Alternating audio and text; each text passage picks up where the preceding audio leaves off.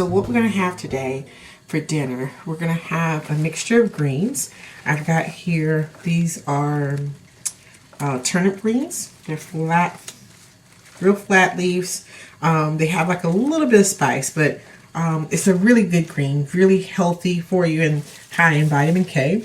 And then this one here is a mustard green. This is a curly leaf mustard. It has a little bit of a kick. This is going to be more spicy. I prefer mustards because they have that little spice to them. It's kind of like whenever you eat, whole grain mustard. That is the seed from this plant. So, but I'm going to combine these two together. So it'll kick it up just a little bit with the spice because these are not that spicy. So we'll have that.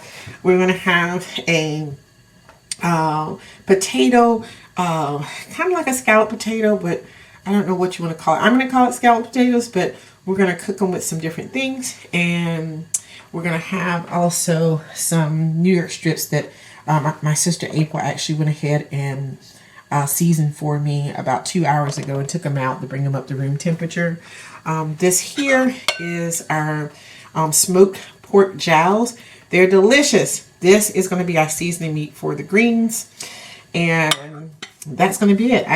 I prefer rice, but April said her and Casey would prefer to have potatoes tonight. So that's what we're going to have. So we'll start first.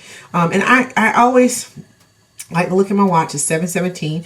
I usually can cook within 30 minutes. So dinner is usually on the table within 30 minutes. I start with the thing that takes the longest to cook first, which in this case will be the potatoes. So once we peel the potatoes and get them seasoned and in their solution that we're going to bake them in, we will put those in the oven. And while those are baking, we can do everything else, which will be next to work with the greens and then last the meat. And you probably say, well, greens take less time than the steak would, which is true. However, we want to let the greens simmer for a while so they can pick up some of that smoke off of the hog jowl. So we're just going to clean these potatoes first. And I don't throw anything away, believe it or not. The potatoes, these peels are going to go into my compost bin. And if they had any eyes on them, I would cut the eyes off and plant them. These potatoes will cook a lot quicker if I slice them on the mandolin, but I'm not going to do that. I'm just going to use my knife.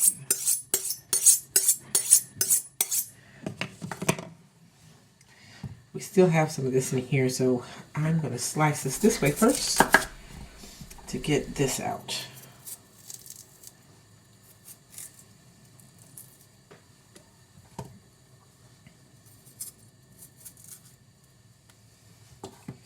And then we're just going to cut some slices, pretty thin slices. That's pretty thin considering, I'm doing it with a knife and not a mandolin. I'd say like a 1/4 of an inch thick.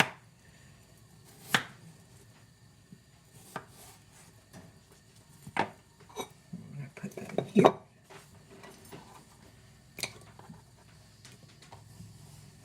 Are we going to light the grill for the steaks or no? No. Make sure you add a bay leaf. I am. I have the bay leaf and I'm going to add some other herbs to it.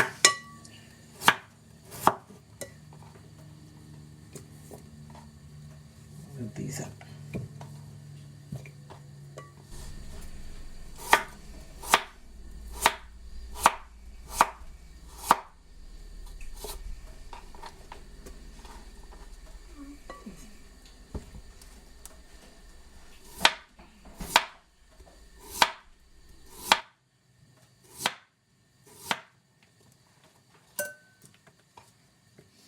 There's many varieties of potato.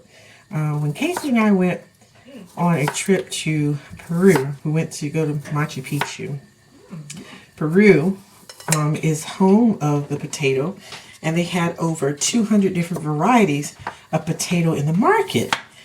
And they actually have a museum, I think it is, or institute that researches potatoes. And we found out about all these different potatoes while we were there. We actually picked up a couple. We took a cooking class where we made a couple different dishes. I think one was like a gravy that was made with potatoes. But anyway, the potatoes that I prefer to purchase for everyday cooking are Yukon Golds. So these are Yukon Golds. They're yellow. They are like a very versatile potato. I love them. If you want a French fry, you can do that. If you want to bake them, you can do that. They're not as big as like a russet. Russets are mostly for baking and mashing. I think they're versatile too, but I just love the texture and flavor of the Yukon Gold. I like the color too. So I rarely ever buy russets unless they're on sale. If they're on sale like 10 pounds for $1, I'll get a russet, but most of the time I buy Yukon Golds. So there we have that. Put these in here. So I'm gonna wash those. Okay, let me wash them. So we're going to layer these into this skillet. Someone might say, oh, you didn't wash them. I just peeled them. I don't have to wash them. If you want to wash your potatoes after you peel them and remove the starch, fine, do it. I peeled the potatoes. I washed them before we peeled them. They were washed, and you can wash them if you want to, but they've been peeled. So I want to put some salt. I prefer kosher salt, but we ran out of kosher, so now we've got this little fine salt. What you snacking for?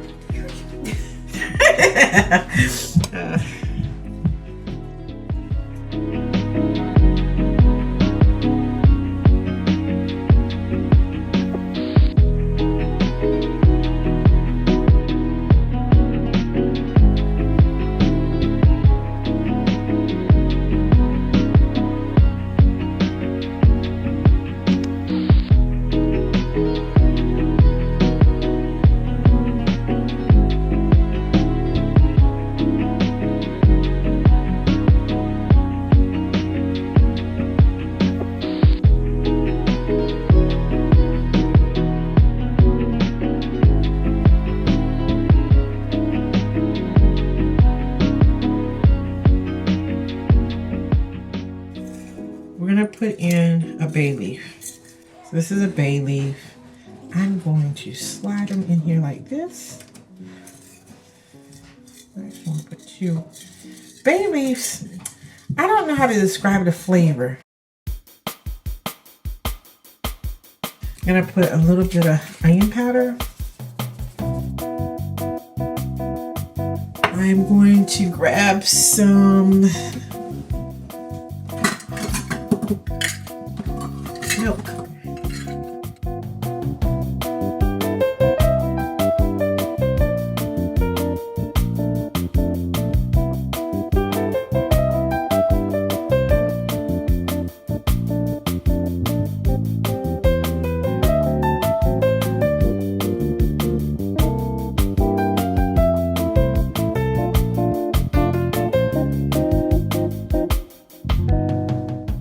I'm also going to put in like just a half a cup of water.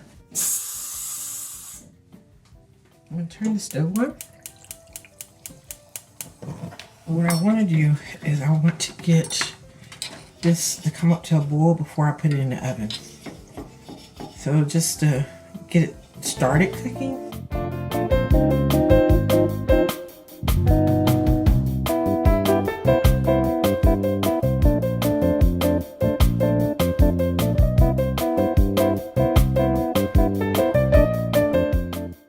Stick of butter. This is not the healthiest dish. Oh, we forgot one thing. My thyme.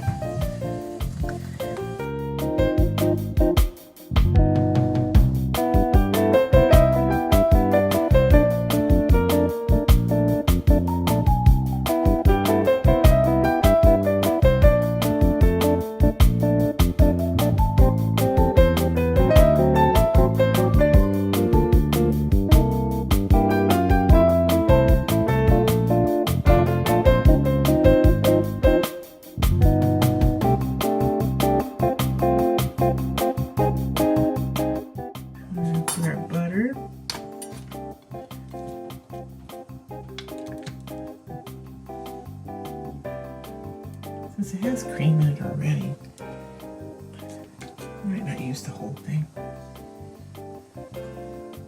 We'll use 2 tablespoons of butter. Some people in the house are trying to watch the waistline. Put it in maple.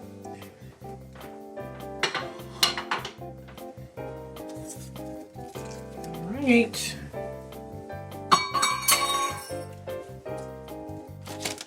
Last thing I'm going to add is some Monterey Jack and some Parmesan. It's going to go on the top. So I've got my oven on. I'm going to put it on 400 because I want it to cook. I want it to be pretty hot. I want this butter to melt.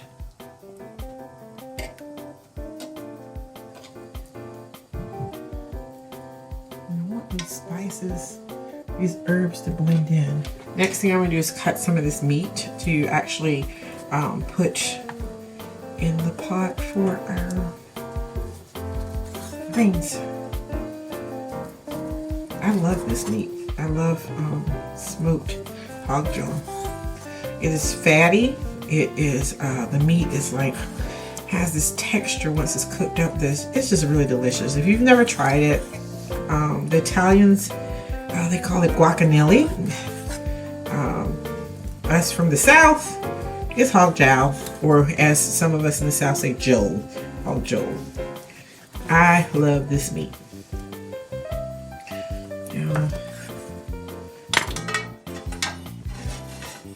I wish you could smell this, because this smells delightful.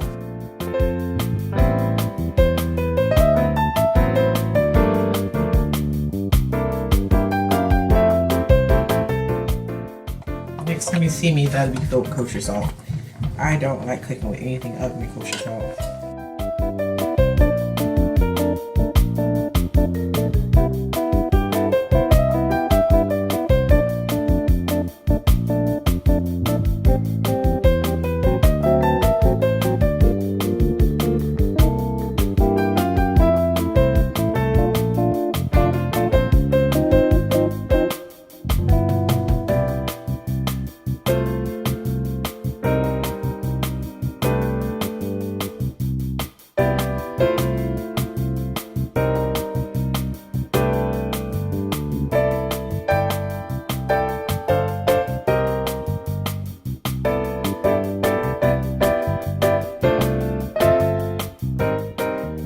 About when you slice this face bacon, there's another name for it.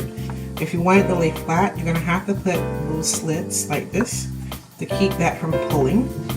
So you put like a little, inch slit in the skin side. So one thing about hog jowl is that it comes with the skin attached. They do sell it without the skin attached. I prefer the one with the skin. The one without the skin attached tastes the same. It's just it's not going to get real crispy on this end over here. So we put a couple of slits. I don't need all this meat for my greens. This is actually going to be like an appetizer. And believe it or not, when I start cooking this, my son usually comes downstairs and he's like, "I want bacon, mommy," because it's basically that. It's face bacon.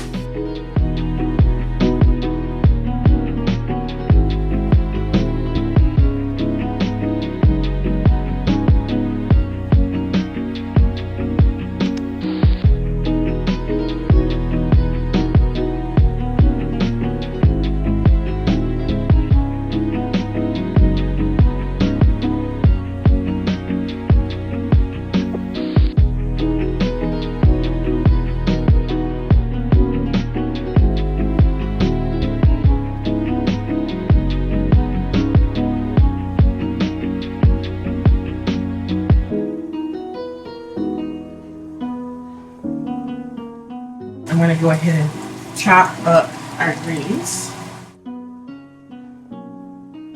We've got our greens. I'm going to chop them and then put them in our colander so we can wash them. I like to open them up and look at them just to make sure we don't have anything on them. Sometimes there's a worm hanging out, and if he's hanging out, we don't want him to go in the pot. something funny. My dad one time was cooking. I think my mom might have been sick, and my dad rarely ever cooked. But he cooked a dish that in the South we normally have it around New Year's. It's called Hoppin' John. So it's peas and rice, and I don't know. The peas were field peas that I think we actually grew and then dried them out. But the peas had like these little black spots on them, and I don't think my dad realized that they had those black spots on them. But when he put those peas in that pot of boiling rice, he closed the lid. When he opened it up again, there were all these worms that had came out of the little black spots and were on top of the rice. So we called it Hoppin' John worm. We did not eat that, but I think he learned, they have those black spots, and maybe it's got a worm in it.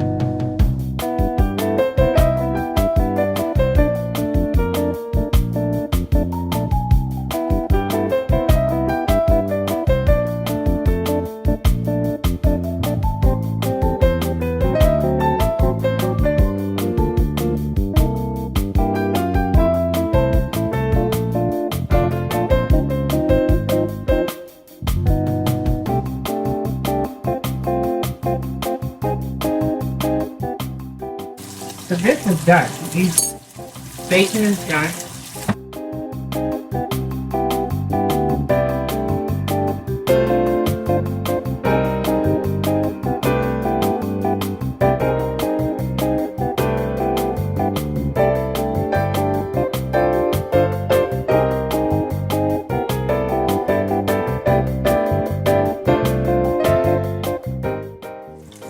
If you want it really crispy though, wait, this is not that crispy. I like it though because it's gelatinous.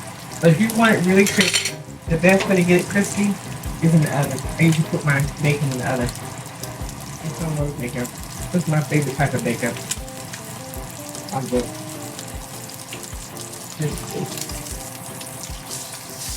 If you want to medium as well, Casey likes his medium. I like my medium so that I can heat it up the next day in the microwave at work. So I'm gonna let that cook maybe another minute on that side, and then I'm gonna put it in a container and let it rest.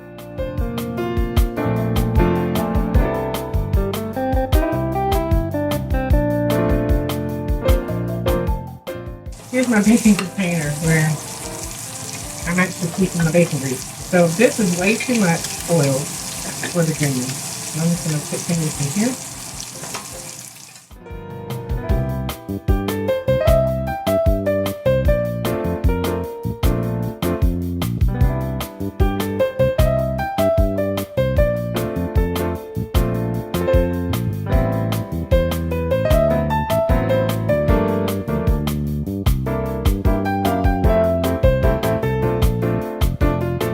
Now normally I would put some chicken broth in here. I have a chicken broth. And mind you, I go to the grocery store almost every single day time. But today, I forgot to get chicken broth. So I'm going to season that with some chicken seasoning. This is Lowry's all-purpose chicken seasoning. It has in it sea salt, cornstarch, garlic and spices, celery seed. It's on here somewhere. Chicken powder. So, and chicken broth. So it has it in there. So I feel like this is a good substitute, and this is going to take care of the salt part too.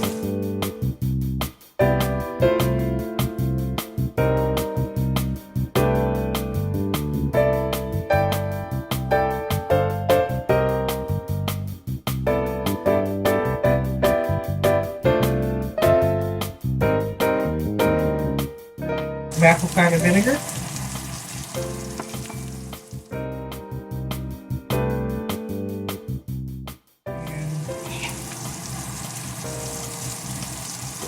A little bit of sugar.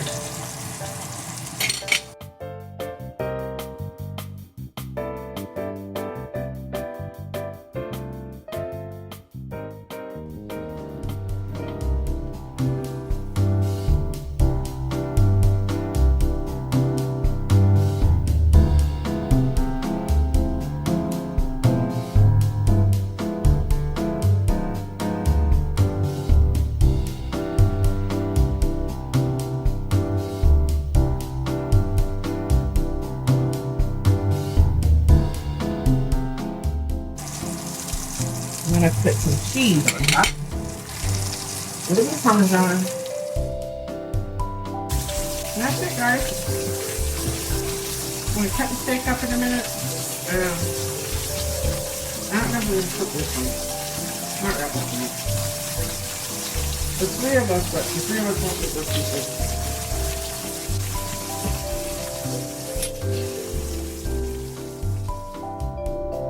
one.